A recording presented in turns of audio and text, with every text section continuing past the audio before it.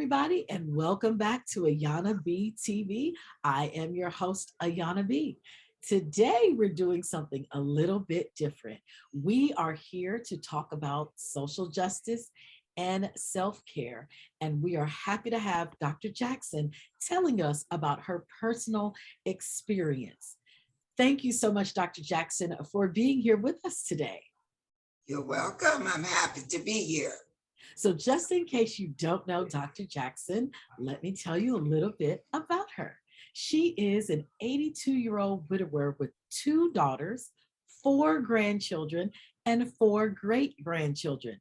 She's a retired teacher with a PhD in educational psychology, although she still does teach at her local church. She loves to travel. And an interesting tidbit about Dr. Jackson is that she lived and worked in Jamaica for 5 years. I am sure you're going to learn a lot. So make sure you like, follow, and subscribe so you can listen to this again and you don't miss the next video. Dr. Jackson, hello, hello. We are going to get right into it. What was it like? Okay. What was it like living in the 1960s as a Black woman?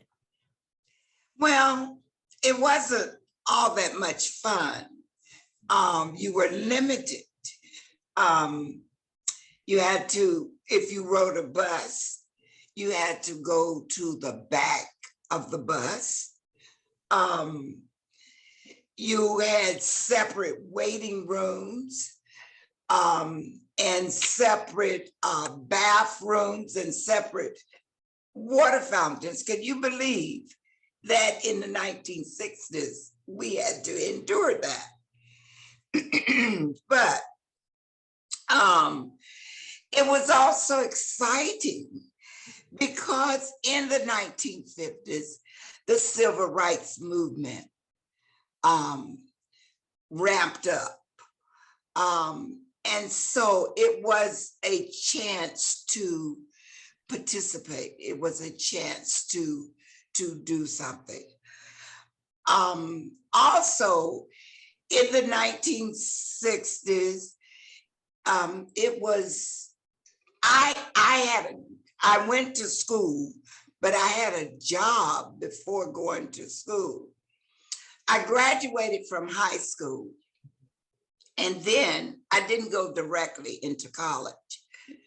I went to work as a domestic, keeping white people's children.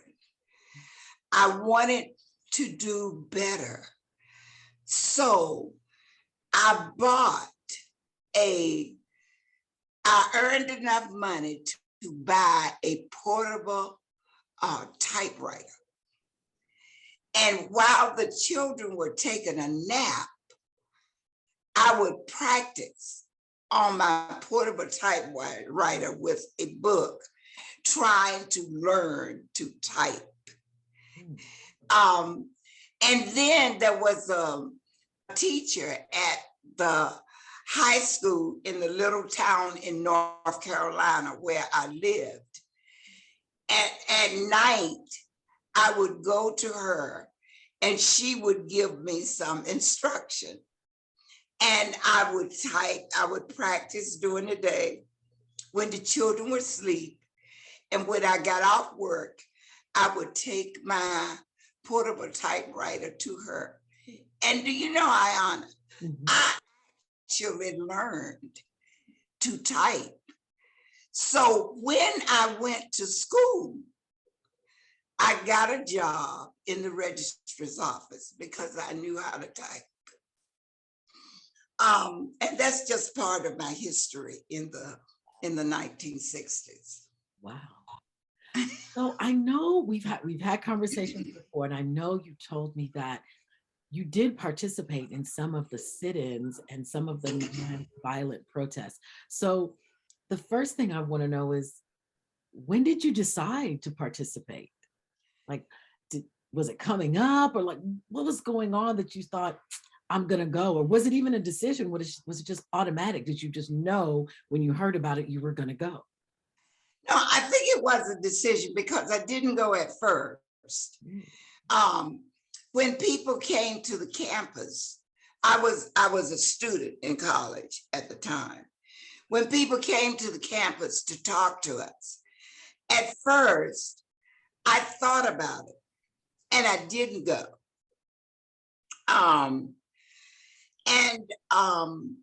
I went home on a break, Mhm. and my mother talked to us. My sister was also in college with me. My mother talked to us, and everything was ramping up. And so she set us down and she prayed with us. And she said to us, don't participate because it is dangerous. I don't want anything to happen to you. Promise me that you will not participate. And my sister and I both promised her we would not participate, that we would stay on campus. Well, we got back to school, and the more I thought about it, the more I thought, I need to do this. I can help make a difference. And so I went to my sister and I said, well, you know, we promised my mother that we would not do this. So I tell you what, I think I'm going to do it, but I want you to promise me that you will not. And so she said, okay, because I said, I don't want my mother to lose 2 children if something happened to us. Well, so I participated. And we only went after our classes. We could not miss any classes or anything. So you only could go marching and sit-ins when you had no classes. So most of my participation was in the evening when I had no classes, or on the weekends when I had no classes. The funny thing about this is one evening I was out and I came back in and I said, let me stop by my sister's dorm and say hi to her. When I stopped by her dorm, she was not there. And the girls in the dorm told me that she was out participating. So both of us would participate, but we felt that that was something we had to do at that time, to make a difference. And we felt that it really would make a difference. And that's why we went. We also, you know, it was a hard time. People could not vote. People could not sit at certain counters. You just could not be a full citizen. And if this nonviolent participation would help, we felt we needed to do it. Now, how did we prepare to do it? We had classes. We had, well, I don't know if you would call them classes, but we had meetings where we would talk about it. And they would ask us, if you got attacked by a dog, what would you do? And then they would tell us what we should do. I remember sitting in one of the meetings and the girl sitting next to me said, I can't do this. And she got up and left. She said, because if somebody throws garbage on me, I'm going to pick it up and throw it back at them.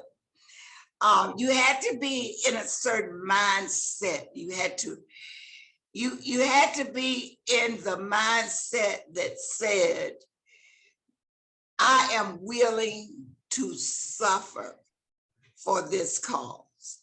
I am willing to be nonviolent if violence is perpetrated towards me.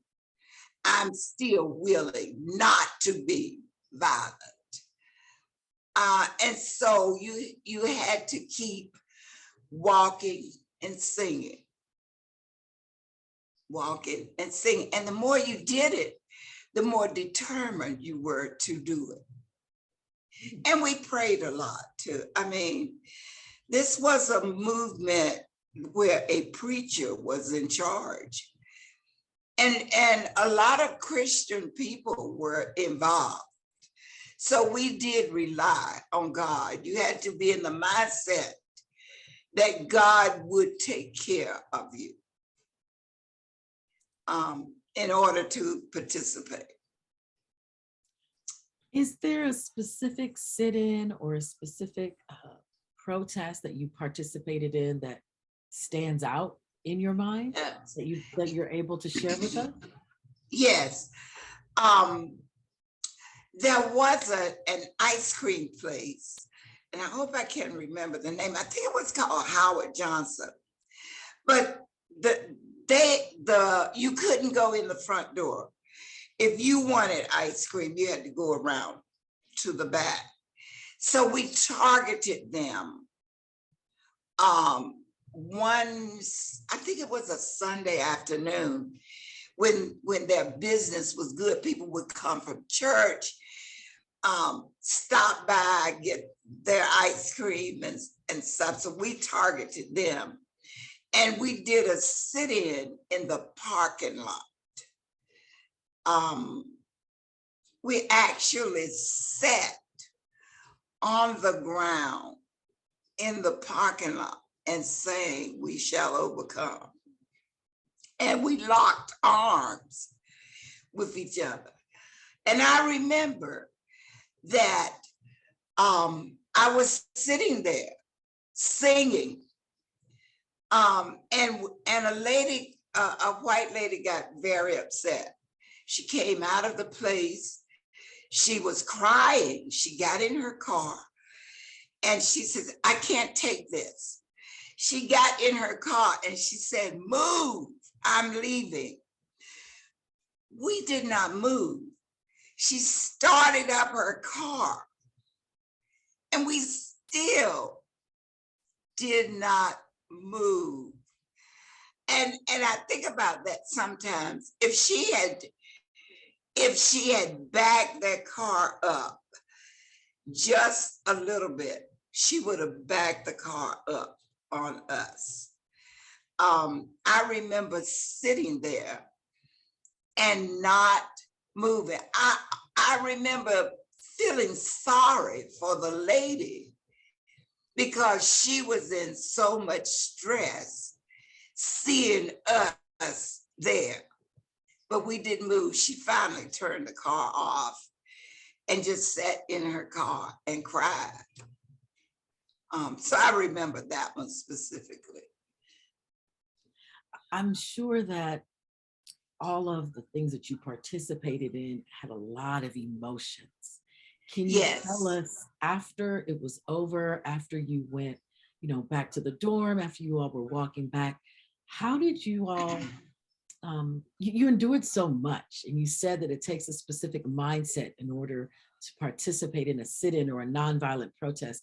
How did you all get your mind back? How did you handle it, going back to what was, your normal so-called life after that? Well, I think part of the sit-ins were part of our normal life at the time, but because we knew we were going to do it again.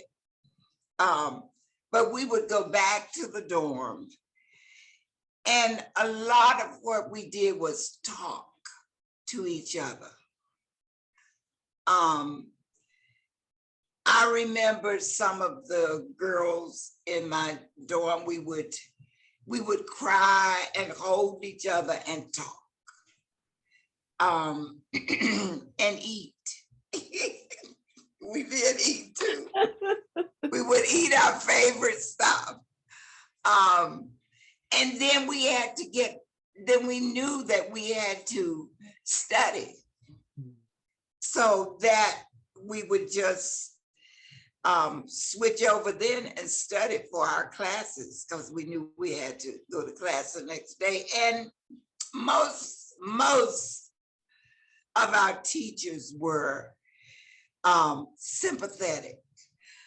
They were supportive of us. And sometimes some teachers would allow us to talk about it in the classes. So that's how we debriefed. Okay.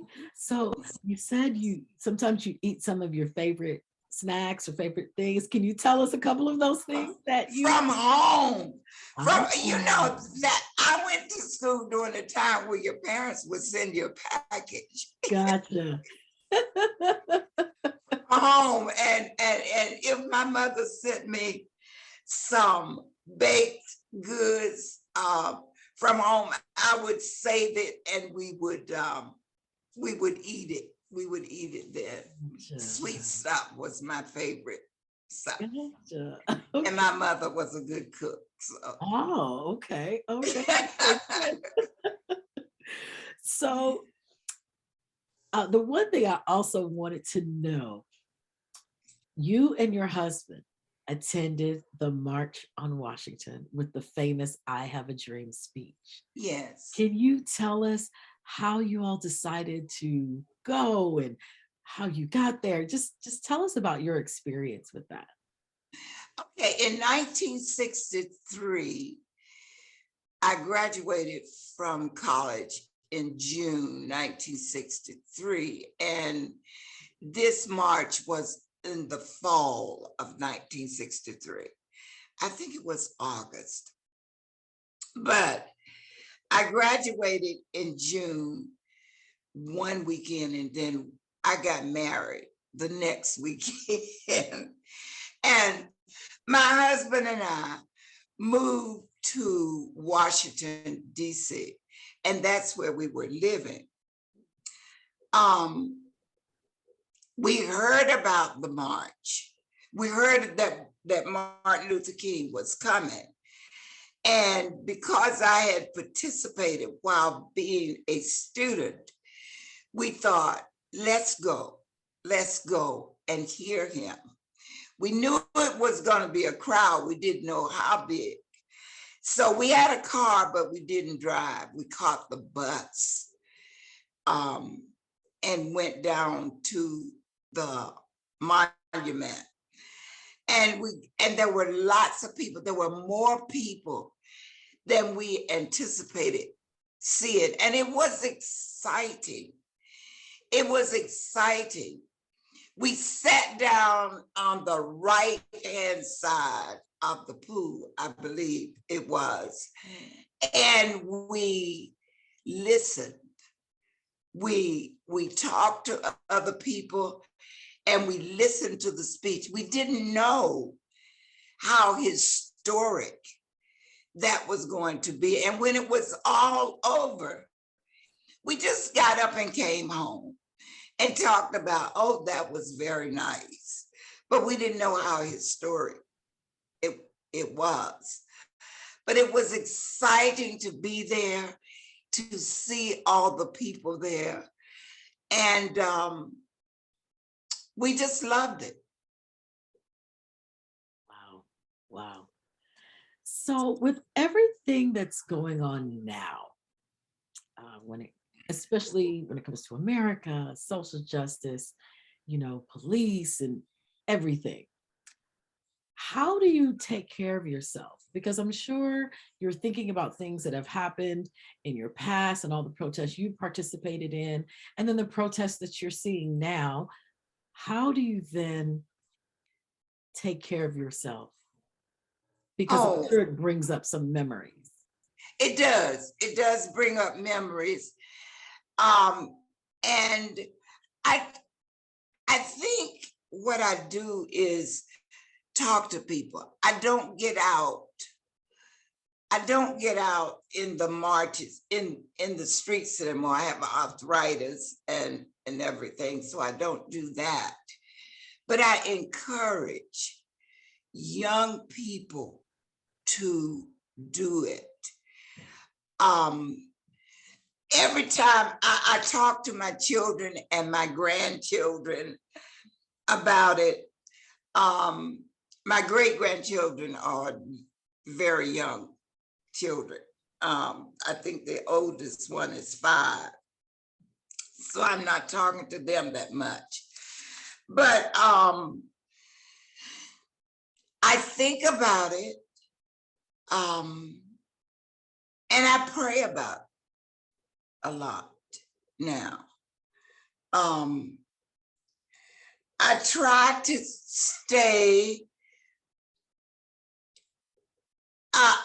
stay as physically active as I possibly can. But you know, when the George Floyd protests were going on and I would hear somebody say something negative about it, I just would jump in and say something positive and talk about, I know why there need to be protests. We still have problems. The voting rights, we still need to protest what is going on with our voting rights right now. These states are trying to take away our right to vote, and we can't be silent about it. We have to talk about it, and we have to vote. I mean, and that's another thing that I do. And in every election, I try to learn about people who are running. I mean, the local elections too, who are running in these elections, and I vote. And I say people have died so that I could vote. So I get out and I vote. How do I take care of myself as an 82-year-old person is I try to get enough. One of the things I try to do is get enough sleep, because if you don't rest, you can't concentrate, you can't regenerate your body. So I try to get enough sleep every night. So I go to bed fairly early, but I'm a farmer's daughter, so I like to get up early in the morning. I nurture my relationships that I have. I stay in touch with my friends, and we laugh and talk, and we talk about old times and things that happened back. But we also talk about what is happening now and the difference that we see. So I nurture my relationships. And I keep working on myself. I try to do new things. I was telling you that after I retired from my job in the US, I worked and lived in Jamaica for 5 years. And that was a new experience for me. I wasn't born in Jamaica. I had no Jamaican relatives, but it was a new thing. There are some new things I'm doing now. I'm participating in a research study. I have donated myself at the Methodist Hospital. And I'm participating in a research study, and I go every week and they draw blood. They're testing a new drug. So I'm doing that. And I just try to work on myself and do new things. And I don't know, I try to take care of my health.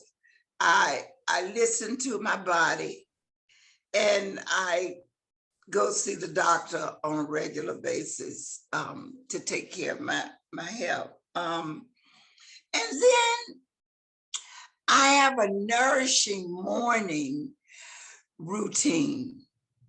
Now, some people may not call this nourishing, but I get up every morning and I go to my daughter's house and I kiss the grandchildren. And they kiss me. They're so happy to see me. But that is wonderful. I go over there and I get breakfast, and the little boy, I take him to school, and we just have such a good time. But you have to, it gives me something to look forward to doing every day, every morning. Yes. When I crawl out of bed. Because children, they are really exciting. Oh, yes. And they're sweet, and they love you unconditionally. So, Absolutely. I don't know if that answered your question. Oh, it absolutely did. Absolutely did. I'd like to ask you something else. What advice do you have for those of us who are encountering our first set of protests within these last few years, whether it's someone who's already involved or wants to get involved? What advice do you have for us?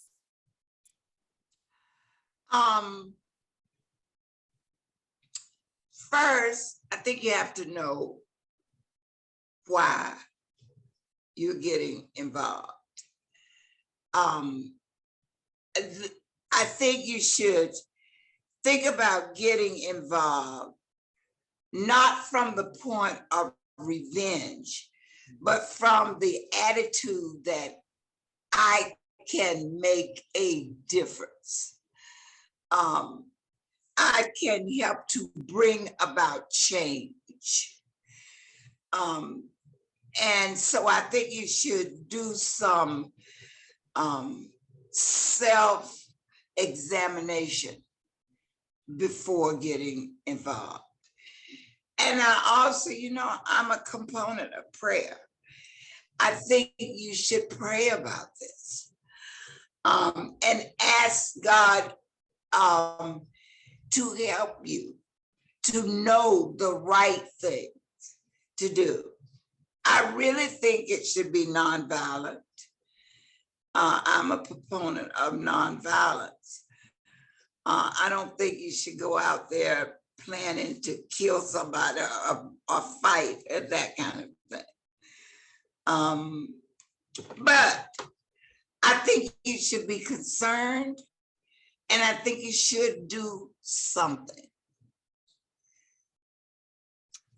I think we have thought that maybe we don't need to do anything, but we do.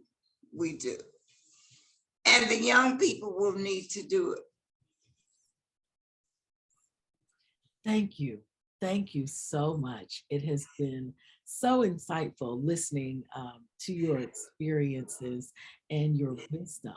Now, I do have 2 personal questions that I'd like to ask, because we are intrigued about someone like you with your wonderful experience. Tell us, what's your favorite place you've ever visited? I think that the place I enjoyed visiting most was Jamaica. And why Jamaica? And that is one reason why, when I got the opportunity, When I was asked by the president of Northern Carolina University to come and help them, I think that's why I said yes, because I had visited before and I really liked it.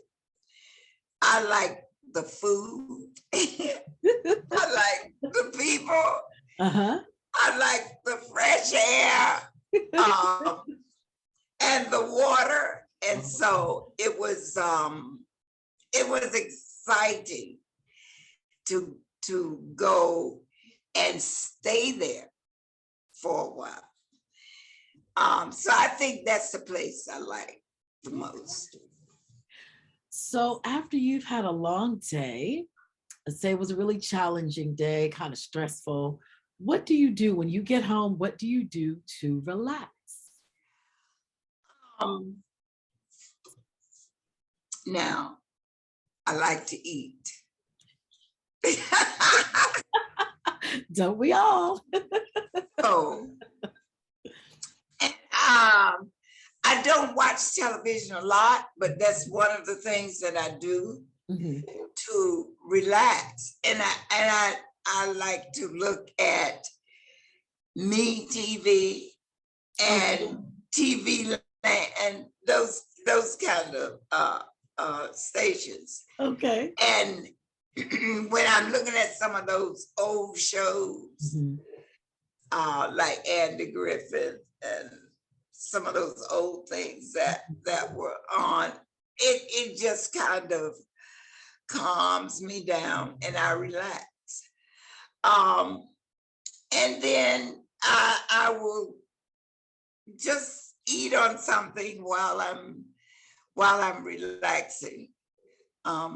I like chocolates, so I will have I keep some chocolate something in my house all the time, and I would just eat on some chocolate and and watch one of those old shows, and before I know it, I am sleepy, and then I go to bed, And then that's it. and that's it. And I can go to sleep as soon as my head hits the pillow. Gotcha. So Gotcha. All right.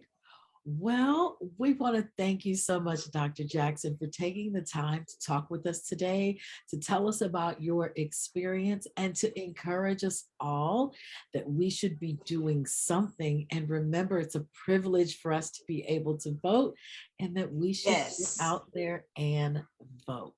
right. Thank Right. you so much. And thank you for having me. I've enjoyed talking with you. You are very welcome.